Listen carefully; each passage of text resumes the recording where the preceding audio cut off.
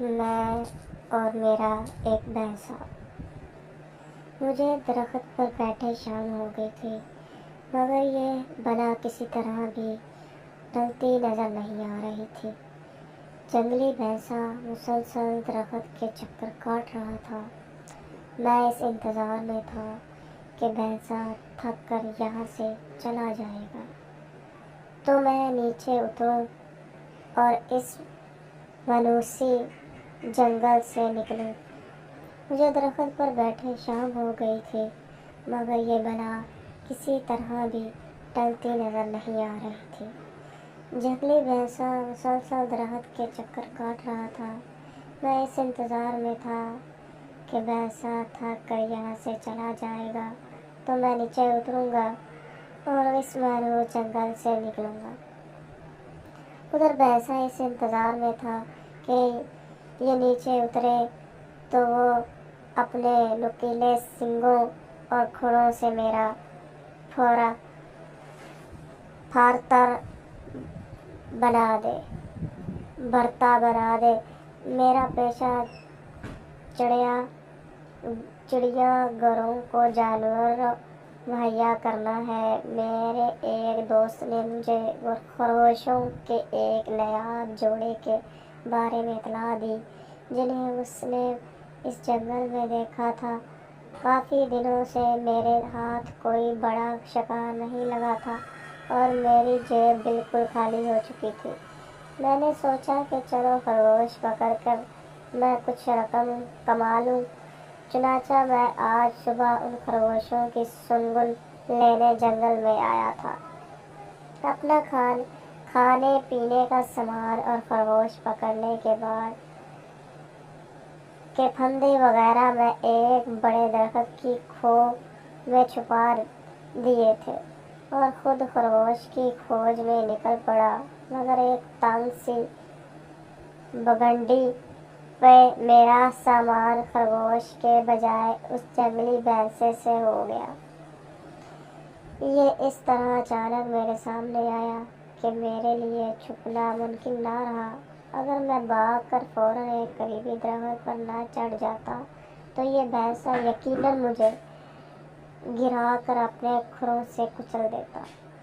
مجھے درخت پر چڑھے دیکھ کر اس نے اتنے زور سے درخت کو ٹکر ماری کہ اس زوردار جھٹکے سے درخت کی شاخ میرے ہاتھ سے چھوٹ گئی اور میں نیچے گرتے گرتے بچا۔ اب سورج مغرب کی طرف ڈھل رہا تھا، مگر یہ بھینسا یہاں سے ہلنے کا نام نہیں لے رہا تھا۔ میرا کھانے کا جو تھوڑا بہت سامان تھا میرے پہنچ سے دور درخت کی کھوہ میں رکھا تھا۔ جیب میں چند بسکٹ اور چاکلیٹ تھیں جو میں وقفے وقفے سے کھا کر اپنی بھوک کو بھلاتا رہا۔ بھینسے کے لیے بھوک کا کوئی مسئلہ نہیں تھا، وہ نرم نرم گھاس سے اپنا پیٹ بھر لیتا، مگر بڑے چوکنے انداز میں کھاتے ہوئے بھی اس کی ایک نظر اوپر میری طرف ہی رہتی۔ شام کا اندھیرا پھیلا تو مجھے امید بندھی کہ شاید اب یہ بلا ٹل جائے، مگر اس وقت میری امیدوں پہ اوس پڑ گئی جب بھینسا وہیں درخت کے نیچے پاؤں پھنسا کر لیٹ گیا۔ ساری رات درخت پہ بیٹھے بیٹھے میرے پاؤں، ٹانگیں اور کمر اکڑ گئی۔ مچھروں نے کاٹ کاٹ کر برا حال کر دیا۔ ایک بار میں نے اندھیروں کا فائدہ اٹھا کر درخت سے اتر کر بھاگنے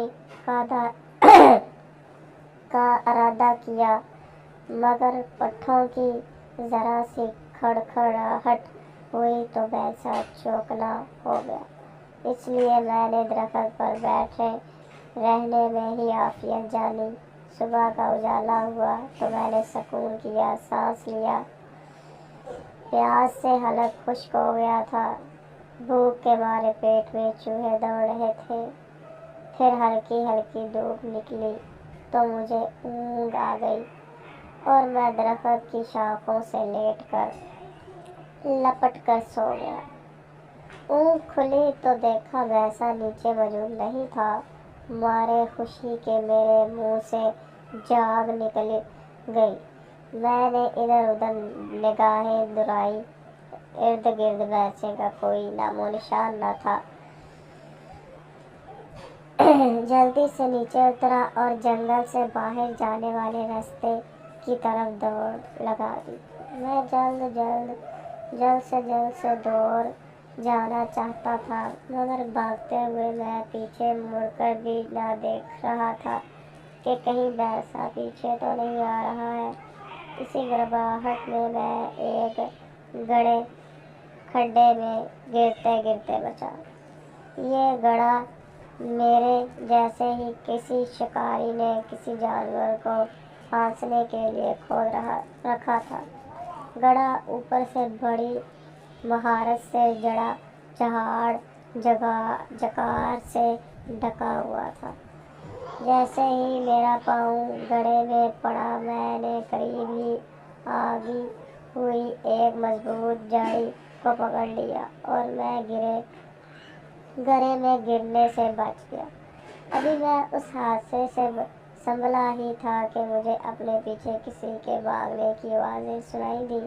پلٹ کر دیکھا تو بھینسا گرد و غبار کا طوفان اڑاتا اس طرف آتا نظر آیا۔ مکار بھینسا یقیناً کہیں چھپ گیا تھا۔